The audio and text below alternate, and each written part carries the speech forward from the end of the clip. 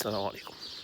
طبعا كل الناس تابعت المشكلة الأخيرة بتاعت كورونا، وناس تابعت التقارير الطبية اللي طلعت وإيه سبب انتشار الفيروس أو نشأته أصلا. معظم الناس لقوا مكتوب في التقرير زي ما احنا قرينا وحضراتكم قريتوا إن السبب الرئيسي إن الناس في الصين كلوا خفافيش وتعابين وغيرها من الحاجات اللي النبي صلى الله عليه وسلم وأبلغ عننا إن ربنا عز وجل أوحى له إنه يبلغنا الأمور دي محرمة. حرام إن أنت تاكل تعابين، تاكل خفافيش، تاكل فيران. الأمور دي كلها ربنا عز وجل حرمها من 1400 سنة، والنبي صلى الله عليه وسلم بلغنا بكده، بلغنا إن ربنا عز وجل حرم ده وده وده وده.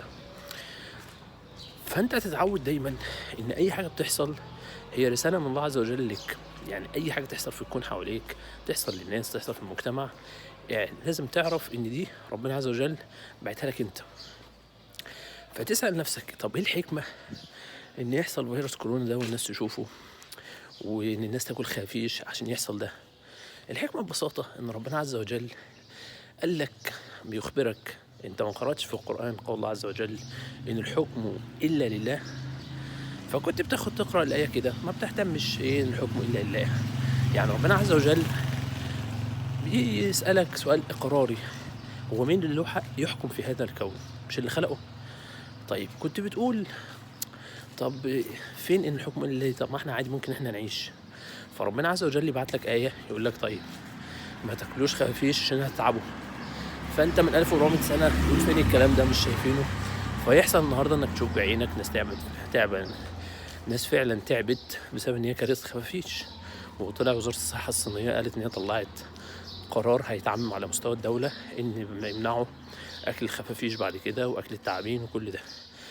فلما أنت تشوف كده تقول فعلا إن الحكم إلا لله، يبقى فعلا ربنا عز وجل بحكمته لما أمر بالكلام ده هو كان يعلم الإنسان ده خلق إزاي، بيعلم الخفاش ده خلق إزاي، بيعلم تأثير الخفاش ده على الإنسان.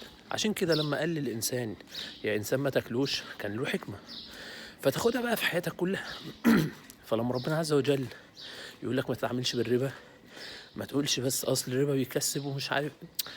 خليك دايما فاكر قصة كورونا، ونقول لك إن الحكم إلا لله. هو مين اللي يعرف إيه اللي هيكسب وما يكسبش غير اللي خلق الفلوس واللي خلق الاقتصاد؟ لما نقول لك تحجبي الحجاب أحسن لك، تقولي بس أنا لسه عايزة أتجوز ولو اتحجبت مش هيجيلي عرسان. نقول لك ومين اللي قال لك إن العريس ده بيجي لوحده؟ العريس ده رزق من الله عز وجل، ربنا اللي بيجيبه. فربنا قال لك تحجبي وهتعيشي كويس وهيجيلك زوج كويس وهتعيشي حياة كويسة. تقولي طب ازاي ومش ازاي؟ مش ازاي دي مش بتاعتك، إن الحكم إلا لله. بنقول للثالث والرابع والخامس تذكر دائما ان الحكم الا لله. ونقول لك مش لازم تستنى لحد ما المصيبه تجي لك في بيتك، مش لازم تستنى لحد ما عندك يبتلى وتجيله مصيبه وتقول فعلا انا كان لازم اسمع كلام ربنا. مش لازم كل حاجه تشوفها بعينك. يعني الناس مثلا اللي من 100 سنه فاتوا ما شافوش كورونا، فما كانش لازم يشوفوا كورونا عشان يصدقوا، لان هم ربنا عز وجل بعت لهم علامه واثنين وثلاثه وعشرة، خلاص المفروض توقن.